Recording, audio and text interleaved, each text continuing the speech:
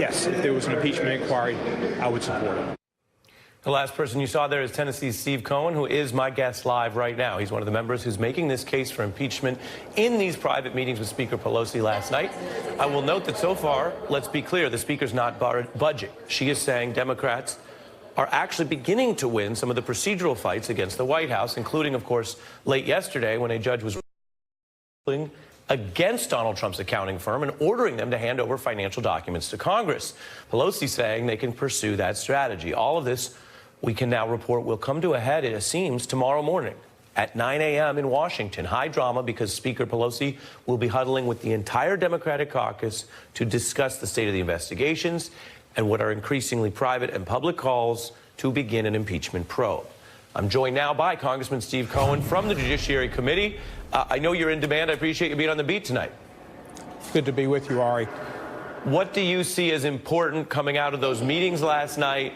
Do you see more members of your caucus saying, based on what the White House has done, it's time to begin impeachment proceedings? There definitely are in the Judiciary Committee.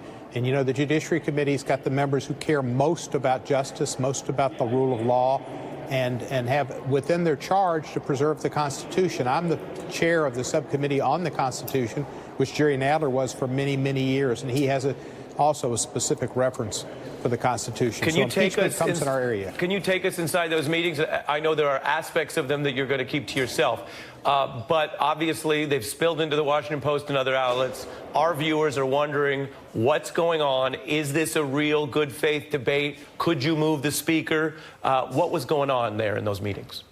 The Judiciary Committee as a whole is for at least an inquiry of impeachment. It's been discussed by several members, and I don't think any member, there might have been two members that were particularly close to Speaker Pelosi that kind of were not on board, but most, I'd say 80–90% of the committee's on board to go forward. 90%, so I mean right there, that feels farther than we were recently. You're telling us tonight 90% of the Judiciary Committee, including the chair, want to at least begin proceedings, and they're pushing the Speaker on that now? Well, I can't speak for the but I know the committee is in that position, and it's because most of us are lawyers. We have the Constitution at our heart, and most of us have probably had more interaction with the Mueller report and with the facts than most of the rest of Congress, because it's come to us, and we wanted to prep for Barr and prep for McGahn and prep for other hearings. If I ask you a question about that, would you try to answer me honestly? Always be. I swear to God. Well, sir, do you think the majority of members of Congress have read the Mueller report? No, I don't. And do you think that itself is an impediment to having a factual discussion of what that evidence portends?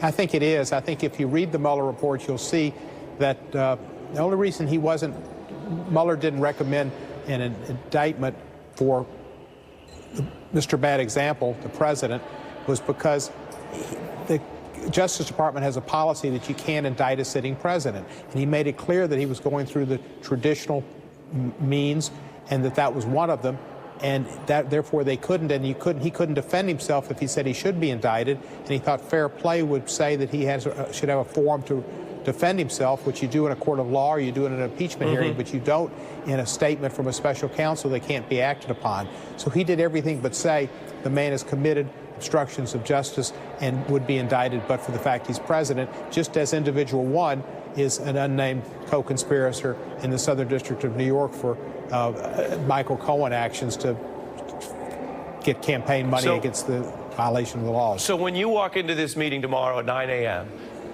what is Speaker Pelosi going to see when she looks out on a caucus that obviously supports her, that reelected her to this position, that has incredible faith in her, which means in her judgment, but appears to increasingly disagree with her view that you shouldn't even start the proceedings, especially given what you're calling a stonewalling, what Chairman Nadler is saying, this defiance? What is she going to see in this tomorrow morning? Well, it's 90%, I'd say, of the Judiciary Committee, but the Judiciary Committee are kind of a special breed. And the whole caucus probably is not there. She'll still see a majority of the people that will follow her lead. And, you know, it's difficult to stand up and speak to the Speaker in a meeting and question her positions. It's difficult. It was difficult for me to get up and steering in policy, but at a certain point, you're elected and you've got a certain age and you've got a responsibility to speak truth to power. and that's your job, and that's what I did.